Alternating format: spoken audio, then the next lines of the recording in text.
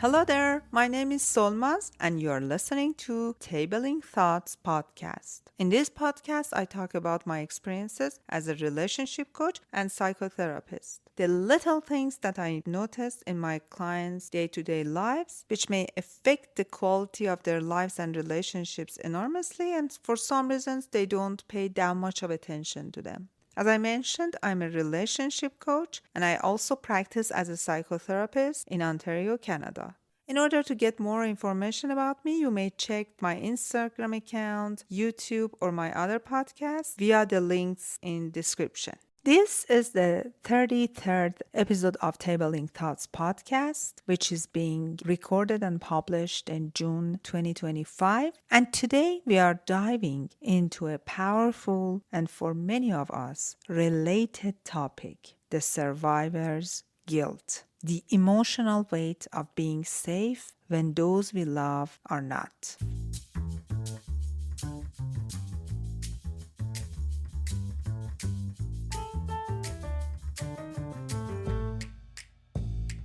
Today, I want to talk about something heavy, quiet, and often unspoken. Something that many of us carry silently, especially those of us who live far from home, far from conflict, far from danger. It's that particular weight you feel when you're safe, but your loved ones are not. When you have peace, but someone you love is living in fear. We call this feeling the survivor's guilt. The guilt of the one who remained, the one who survived. It's a term that has its own roots in war and disaster, but it's emotionally relevant in so many other contexts. And that's why we are going to elaborate more about this concept. You may not have gone through a life or death crisis yourself, but maybe your family has. Maybe your community has. Maybe your people have. And you, from a distance, watched it unfold. You stayed up all night scrolling,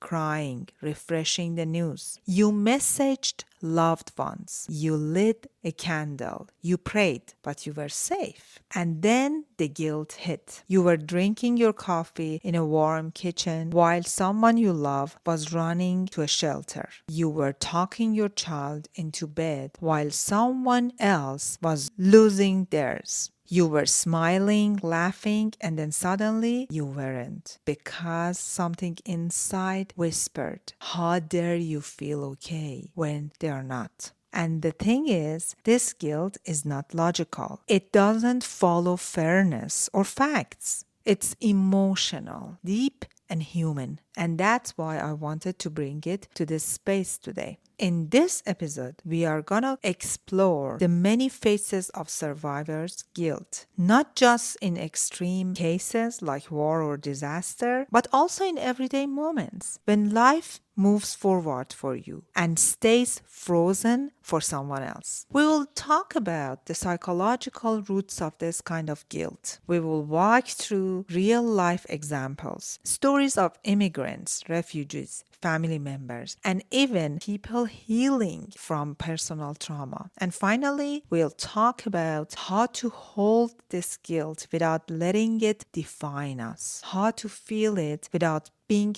consumed by it, and how to transform it into empathy, into meaning, and maybe even into action. So if you have ever felt like you didn't deserve it to be okay, that your peace was a betrayal, or that your survival was a burden, this conversation is for you. Because my friend, you're not alone. So let's talk about it. What is survivor's guilt? Survivor's guilt was first studied in soldiers, those who came back from war while their comrades didn't. Later, it showed up in research on people who lived through natural disasters, car accidents, plane crashes, people who lived when others died. But today, psychologists recognize that this form of guilt can also appear when there is no actual death involved, just the difference in safety, in access, in peace,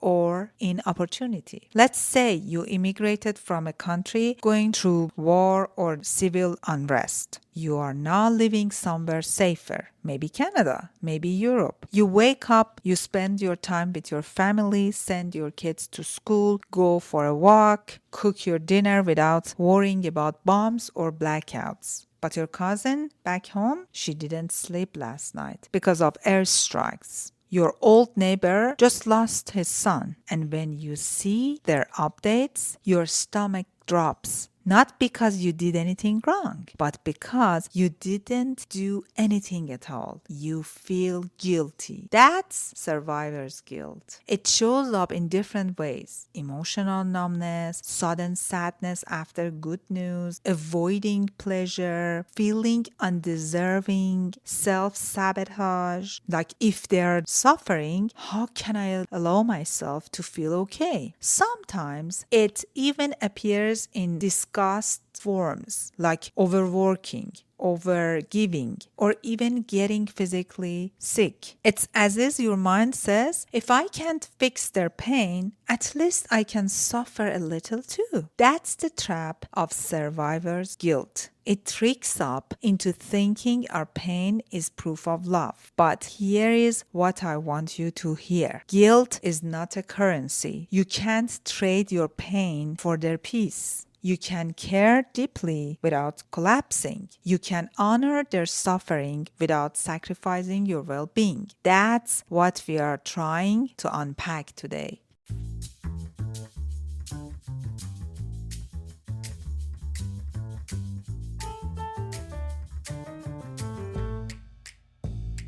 Now let's dig into the psychological roots. Why do we even feel this way? The first reason could be empathy and attachment. The closer you are to someone, the more their pain feels personal. Mirror neurons in your brain literally light up when someone you love is in danger. This is beautiful, but it can also lead to emotional overwhelm. You love your people so much that their pain becomes part of your inner world. It's not weakness, my friends. It's just beautiful connection. Another reason could be moral identity and responsibility. Many of us, myself included, especially those raised in collectivist cultures, grow up with a deep sense of moral duty. We are taught to care, to protect, to give. So when we cannot help, or when we are doing okay while others aren't, our moral self-image gets shaken. We feel we are not being loyal enough, not caring enough. And that inner voice whispers, you should be doing more. The other psychological root of survivor's guilt is helplessness and control. The human mind hates helplessness. It needs meaning, agency, and action. So when we face a situation we cannot fix, like war, injustice, or a loved one's pain, our brain sometimes replaces helplessness with guilt. Because guilt feels active. Guilt says, I could have done something, even if it's not true. This is especially true for immigrants, activists, and caregivers, people who are naturally wired to take care of others. The last root I want to discuss here with you is trauma bonding and identity guilt. Sometimes, especially in diaspora, people form their identities through shared suffering. So when you are no longer suffering the same way, you feel separated, like you have left your people behind. I hear this sentence from many of my clients. They wonder and they tell me, if I'm healing, am I betraying those who are still hurting? Or even, who am I if I'm no longer struggling? This is a real psychological rupture, and we need to name it to be able to soften it.